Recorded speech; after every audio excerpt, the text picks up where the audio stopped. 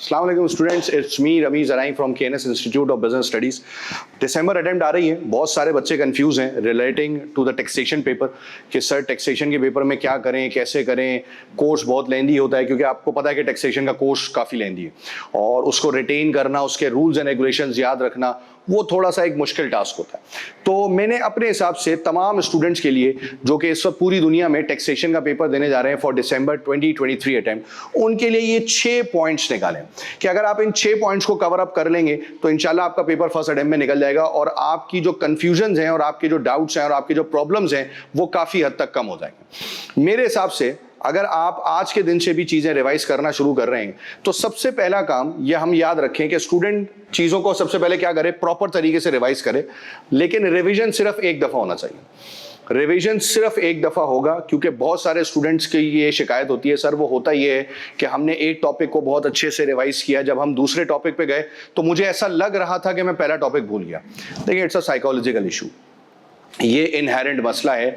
ये 10 में से 8 स्टूडेंट्स के साथ यही प्रॉब्लम रहती है कि उनको ऐसा लगता है कि वो पिछला वाला टॉपिक भूल रहे हैं, जबकि ऐसा होता नहीं है। नॉर्मली ऐसा नहीं होता, बहुत रेयर सिचुएशन ऐसा होता है कि आपने अगर किसी चीज़ को बहुत अच्छे से रिवाइज किया है तो आप पिछला वाला टॉपिक भूलें, तो ये हमेशा लगता रहेगा।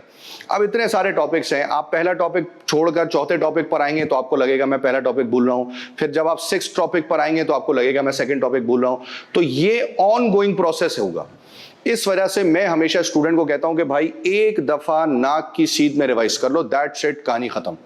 रिवीजन सिर्फ एक दफा होना चाहिए, प्रॉपर तरीके से एक दफा आप चीजों को रिवाइज कर लें, बार बार चीजों को रिवाइज ना करें। ये कोशिश ना करें कि बस मैं ज्यादा से ज्यादा रिवीजन कर लूं, क्योंकि बहुत ज्यादा रिवीजन करने की वजह से भी स्टूडेंट्स पास पेपर पर फोकस नहीं कर पाते।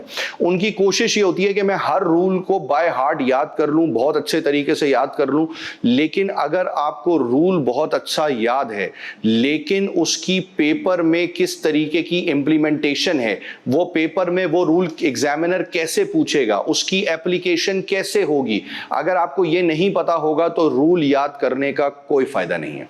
इसलिए मैं हमेशा स्टूडेंट्स को ये गाइड करता हूं कि एक दफा प्रॉपर रिवीजन करो, then focus on past paper practice. Past paper की ज्यादा से ज्यादा प्रैक्टिस करें, कोशिश करें कि जितनी ज्यादा पास पेपर्स की प्रैक्टिस कर सकते हैं आप उतनी करें। बहुत सारे स्टूडेंट्स ये गलती भी करते हैं कि वो जो क्लास में टीचर ने एग्जाम्पल्स करवाई होती है ना, रिवीजन के वक्त उन एग्जाम्पल्स को भी बार बार सॉल्व करके देख रहे होते हैं। देखिए, ये ना करें, आप उन एग्जाम्पल्स को रिवाइज ना करें, उन एग्जाम्पल्स को बार बार सॉल्व ना करें। रिवीजन के वक्त एक दफा आपने उस एग्जाम्पल को देख लिया, अब जो आपने क्वेश्चन सॉल्व करने हैं वो कौन से वाले होने चाहिए, वो पास पेपर के होने चाहिए।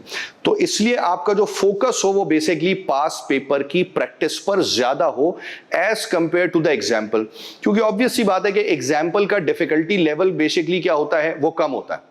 अब आप एग्जाम्पल सॉल्व कर करके दिल को तसल्ली दे रहे हैं कि सब अच्छा है, ऑल इज वेल, जबकि ऐसा नहीं है, असल में तो बैंड बजी पड़ी है। तो पास पेपर से आपको ये क्लियरली पता चलता है कि आप कितने पानी में हैं, आपकी प्रैक्टिस कितनी है और आप कितना अच्छा पेपर में परफॉर्म कर सकते हैं। तो इसलिए मैं ज्यादा से ज्यादा कोशिश ये करता हूं कि भाई लास्ट के दिनों में, आखिरी के 1 वीक और 2 वीक्स में आपका प्राइम फोकस जो है ना वो पास पेपर की प्रैक्टिस पर होना चाहिए। ये चीज हम याद रखें। Third thing is excel practice. देखिए, क्योंकि हम बात करें टैक्सेशन की, बहुत सारे स्टूडेंट्स ऐसे होते हैं जिनका स्किल लेवल में टैक्सेशन का पहला अटेम्प्ट होता है। पहला अटेम्प्ट का मतलब है कि वो स्किल लेवल में वेरी फर्स्ट टाइम पेपर देने जा रहे हैं। अच्छा, 1, 2, 3, F1, F2, F3, BT, MA और FA का जो पेपर है उसमें बेसिकली क्या है, उसमें MCUs बेस्ड अप्रोच है, ठीक है ना। उसमें आपने क्वेश्चन को डिटेल सॉल्व नहीं करना, जबकि स्किल लेवल में आपको पता है कि पेपर पैटर्न थोड़ा सा चेंज हो जाता है और पेपर पैटर्न चेंज होने की वजह से बहुत सारे स्टूडेंट्स एक्सेल की प्रैक्टिस की वजह से भी पेपर पूरा प्रॉपर सॉल्व नहीं कर पाते। देखिए, मेन चीज क्या है, एक्सेल आता है एक अलग चीज है, एक्सेल की स्पीड कितनी है ये दूसरी चीज है।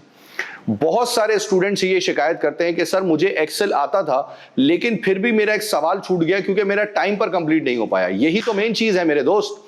मसला ये है कि आपको एक्सेल बहुत अच्छा आता है लेकिन आपकी ऊपर टाइम लिमिटेशन है। आपको इस चीज को भी समझना है कि आपके ऊपर टाइम लिमिटेशन है। आपने 3 घंटे में पेपर कंप्लीट करना है, जिसमें से एक्सेल वाले पार्ट को सॉल्व करने के लिए आपके पास 1 सवा 1 घंटा है। एक्सेल आता है, लेकिन क्या एक्सेल की स्पीड अच्छी है? इस वजह से मैं हर क्लास में हमेशा हर अटेम्प्ट में स्टूडेंट्स को ये कहता हूं कि भाई अगर तुम टैक्सेशन का पेपर स्किल लेवल का तुम्हारा पहला पेपर है, तुम स्किल लेवल का पहला पेपर अटेम्प्ट करने जा रहे हो टैक्सेशन का, तो एटलीस्ट कम से कम 30 to 35 क्वेश्चंस एक्सेल पर सॉल्व करके प्रैक्टिस करो। इससे तुम्हारी स्पीड बेहतर होगी, इससे तुम्हें पता चलेगा कि कितनी तेजी से मैं सवाल सॉल्व कर सकता हूं, और फिर वही स्पीड और वही तेजी आगे चलकर किस पर अप्लाई होगी? फाइनल पेपर में अप्लाई होगी। अगर आप ये समझ रहे हैं कि मैं 3 4 5 सवाल अटेम्प्ट कर लूंगा और मुझे एक्सेल आता है, मुझे कोई मसला नहीं होगा, तो एक्सेल आना इज अ डिफरेंट थिंग और उसकी स्पीड डिफरेंट थिंग है। इस वजह से आप ज्यादा से ज्यादा कोशिश करें कि आप क्वेश्चंस की ज्यादा प्रैक्टिस करें एक्सेल के ऊपर, जो कि एसीसीए प्रैक्टिस प्लेटफॉर्म पर मौजूद है, उसकी वर्कशीट्स वगैरह मौजूद है, आप उस पर जाकर प्रैक्टिस करें ताकि आपकी स्पीड कंपैरेटिवली ज्यादा अच्छी होगी। चौथी चीज जो कि तमाम स्टूडेंट्स के लिए बड़ी इंपॉर्टेंट है और बड़ी अच्छी है, that you have the study hub. Use the study hub resources for revision purposes. वहां पर हर चीज टॉपिक वाइज मौजूद है। आप टैक्सेशन के हर टॉपिक को जाकर वहां पर अपने पास टेस्ट कर सकते हैं। आपने एक टॉपिक कवर किया, उसके पास पेपर कवर किए, अब आप स्टडी हब पे जाकर अपने आप को बाकायदा तौर पर खुद पर्सनली टेस्ट कर सकते हैं। आप स्टडी हब पे जाके उस एक टॉपिक का टेस्ट दे सकते हैं, उस एक टॉपिक के सवाल सॉल्व कर सकते हैं, और वो उस एक टॉपिक के सवालों का रिजल्ट आपको बता देगा कि आपका क्या फीडबैक है, आपका क्या रिजल्ट है। तो उससे भी आपको बहुत हद तक क्या मिल रहा होगा? उसको बहुत हद तक एडवांटेज मिल रहा होगा। तो don't waste this resource. Study Hub is a very effective resource for clearing the paper. तो जब आप टॉपिक वाइज रिवीजन कर रहे हो तो हर टॉपिक का स्टडी हब जाकर जरूर रिवाइज करें, ताकि उससे आपको पता चलेगा कि आपकी पेपर में या उस टॉपिक पे किस हद तक ग्रिप है। Fifth thing is clear your doubts. हाँ, ये बहुत इंपॉर्टेंट चीज है। ये जो क्लियर योर डाउट्स वाला पॉइंट है ना, आपने कहा सर इसका क्या मतलब है क्लियर योर डाउट्स? देखिए बहुत हद तक स्टूडेंट्स कहां गलती करते हैं, जहां के मुझे फील होता है, क्योंकि now I have been teaching from last 15 years, taxation का पेपर मेरे फिंगर टिप्स पे है, सही ना। इसमें मेरी जितनी ग्रिप है टैक्सेशन के पेपर में, that is because of my experience.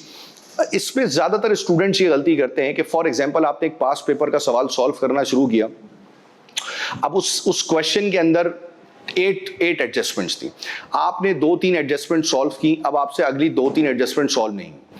आपने चुपचाप क्या किया? आपने पीछे से आंसर चेक किया, या जो भी उस पास पेपर का आंसर था एग्जाम किट में या कहीं पर भी, आपने वो आंसर चेक किया, आपने कहा अच्छा हाँ ये होना था और ये तो मैं कर ही लूंगा, और आपने अपनी डाउट्स को टीचर से क्लियर नहीं किया। मैं हमेशा स्टूडेंट को कहता हूं कि अगर तुमसे सवाल सॉल्व नहीं हो रहा, इसका मतलब है कि तुम किसी एरिया में वीक हो। पीछे से आंसर देखकर सवाल को सॉल्व कर लेना या पीछे से आंसर देखकर ओरली सवाल को सॉल्व कर लेने से तुम्हारी परफॉर्मेंस इफेक्ट होगी। तो वो तमाम स्टूडेंट्स, उनको मेरी पर्सनल गाइडेंस है कि अगर आपसे क्वेश्चन पिक नहीं हो रहा, अगर आपसे क्वेश्चन सॉल्व नहीं हो रहा, तो पीछे से आंसर देखकर ओरली बेसिस पर सवाल को सॉल्व करना, या टीचर से डिस्कस किए बगैर उस सवाल को, अपनी डाउट्स को इस तरह से क्लियर कर लेना कि पीछे से आंसर देख लिया, बोला अच्छा हाँ ठीक है अब ये हो जाएगा, ये बहुत रिस्की होता है। क्योंकि आप उस वक्त तक तो वो चीज याद कर लेंगे, लेकिन पेपर में फिर आपसे सवाल पिक नहीं होगा। अगर आप किसी जगह पर फंस रहे हैं, किसी कॉन्सेप्ट में फंस रहे हैं, वो चीज आपसे पिक नहीं हो रही है, तो आप अपने रेलेवेंट टीचर से वो डाउट क्या करें? आप अपने रेलेवेंट टीचर से वो डाउट क्लियर करें। आपका डाउट क्लियर होना जरूरी है, क्योंकि कॉन्सेप्ट क्लियर होगा तभी आप उस चीज को सही तरीके से अप्लाई कर सकेंगे। अगर कॉन्सेप्ट क्लियर नहीं है तो फिर उस चीज की एप्लीकेशन प्रैक्टिकली पॉसिबल नहीं होगी। तो बराए मेहरबानी वो तमाम स्टूडेंट्स जो कि नॉर्मली ये करते हैं ना कि किट के पीछे से आंसर देख लिया, ओरली सवाल सॉल्व कर लिया, ये ना करें। सवाल लिखकर सॉल्व करें। जो चीज जो एडजस्टमेंट नहीं हो रही, आप अपने रेलेवेंट टीचर से बात करें, उनको कहें कि मेरा जो डाउट है, मेरा जो कंफ्यूजन है वो क्लियर करें, ताकि आपको पता हो कि आप कॉन्सेप्चुअली कहां पर वीक हैं। और इन तमाम चीजों को कंप्लीट करने के बाद जो बिल्कुल आखिरी तड़का लगाना है ना आपने, मतलब पूरी डिश तैयार है, अब आपने सिर्फ ऊपर से छिड़काव करना है, और वो फाइनल छिड़काव क्या कहलाया जाएगा मेरे भाई? दैट फाइनल छिड़काव is of a mock exam. ये भी स्टूडेंट्स काफी हद तक मिस्टेक करते हैं कि वो पेपर में जाने से पहले मॉक एग्जाम्स को सॉल्व नहीं करते। देखिए, if you want to clear your paper in first attempt, तो आपके लिए मॉक एग्जाम्स, कम से कम 2 मॉक एग्जाम्स सॉल्व करना कंपलसरी है। और मेरी पर्सनल एडवाइस ये होगी कि that mock exams must be solve under exam environment. घर में दरवाजा बंद करके, टाइम नोट करके, 3 घंटे के अंदर वो पेपर सॉल्व करने की कोशिश करें। That is the exam environment. उस एग्जाम एनवायरनमेंट के अंदर जब आप पेपर सॉल्व करेंगे, आप मॉक एग्जाम सॉल्व करेंगे, तो आपको पता चलेगा कि आप एग्जाम के अंदर कितना परफॉर्म करने के काबिल हैं। एक सवाल किया, राउंड पे चले गए, 1-1.5 घंटे बाद आए, दूसरा सवाल किया, फिर राउंड पर चले गए, ये ना करें। Mock exams is your final test. इस फाइनल टेस्ट का तरीकाकार ये है कि फिर रजिस्टर नहीं खुलेगा, फिर हैंडआउट नहीं खुलेंगे, फिर पूरा मॉक एग्जाम सॉल्व होगा, ताकि आपको क्लियर मार्क्स पता चले कि पर्टिकुलरली आपने उस पेपर के अंदर कैसा परफॉर्म किया है। क्योंकि मॉक एग्जाम की जो आपकी परफॉर्मेंस होगी, यही आपकी मोर और लेस फाइनल पेपर की परफॉर्मेंस होगी।